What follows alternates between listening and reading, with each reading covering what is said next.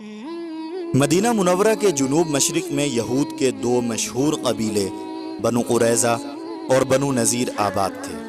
اس کے علاوہ بھی بہت سے یہودی قبائل مدینے کے اطراف میں بستے تھے۔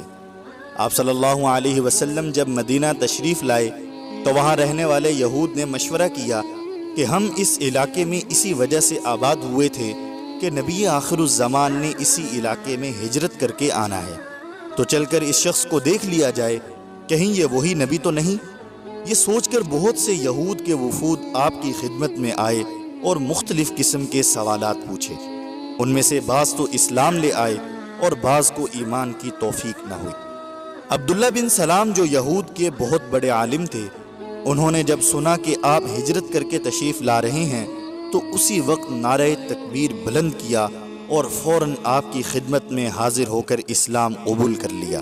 قبول اسلام کے بعد آپ صلی اللہ علیہ وسلم کو کہنے لگا، حضور آپ یہود سے میرے بارے میں رائے لے لیں، پھر میرے اسلام لانے کا ان کو بتائیں۔ جب یہود کا ایک گروہ آپ کی خدمت میں آیا تو حضرت عبداللہ بن سلام چھپ گئے۔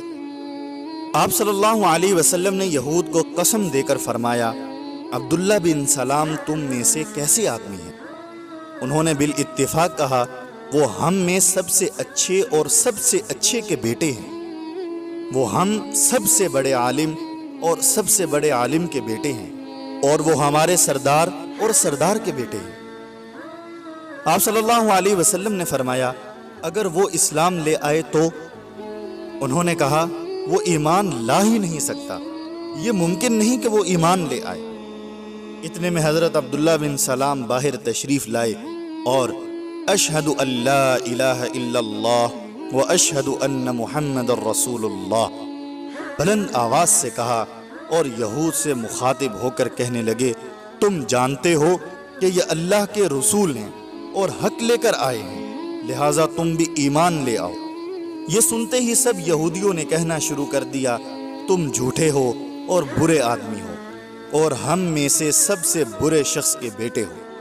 اسی بارے میں یہ قرآنی آیت نازل ہوئی، وَشَهِدَ شَاهِدٌ مِّن بَنِي إِسْرَائِيلَ عَلَى مِثْلِهِ فَآمَنَ وَاسْتَكْبَرْتُمْ إِنَّ اللَّهَ لَا يَهْدِي الْقَوْمَ الظَّالِمِينَ۔ اسی طرح کا ایک قصہ حضرت میمون بن یامین کے ساتھ بھی پیش آیا۔ آپ صلی اللہ علیہ وسلم کے پاس حاضر ہو کر وہ ایمان لے آئے، پھر آپ کو مشورہ دیا کہ یہود کو بلوائیں اور ان کو کہیں کہ ہم میمون کو ثالث مقرر کر لیتے ہیں، پھر جو فیصلہ وہ کرے وہ قابل قبول ہوگا۔ چنانچہ یوں ہی کیا گیا۔ یہود میمون بن یامین کو ثالث بنانے پر تیار ہو گئے، لیکن جب حضرت میمون نے اسلام قبول کرنے کا کہا تو سب نے برملا انکار کر دیا۔ یاسر بن اخطب بھی ایک یہودی عالم تھے۔ ایک دن آپ صلی اللہ علیہ وسلم کی خدمت میں آئے اور کچھ سوالات پوچھنے کے بعد جب یقین ہو گیا کہ یہی وہ نبی آخر الزماں ہیں تو انہوں نے اپنی قوم کو جا کر یہ بات بتلائی اور کہا کہ ہم اسی انتظار میں تھے اور آج وہ دن آ گیا ہے کہ اسلام لا کر اپنے مقصد میں کامیاب ہو جائیں۔ لیکن ان کے بھائی حیی بن اخطب جو قوم کے سردار تھے آڑے آ گئے اور اپنی قوم کو ایمان لانے سے روکتے رہے۔ چونکہ قوم کے سردار وہی تھے اس لیے قوم نے اس کی بات مانی اور اسلام لانے کی بجائے مسلمانوں سے دشمنی کو اپنا شیوا بنا لیا۔ آپ صلی اللہ علیہ وسلم نے ان کو کوئی توجہ نہ دی، بلکہ صحابہ کرام رضی اللہ عنہم کی تربیت اور ان کا ایک ایسا معاشرہ تشکیل دینے پر توجہ دینے لگے کہ جس سے اس وقت کی سپر طاقتوں ایران و روم سے ٹکر لینا آسان ہو جائے۔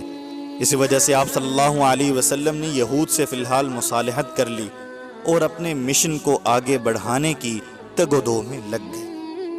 صلی اللہ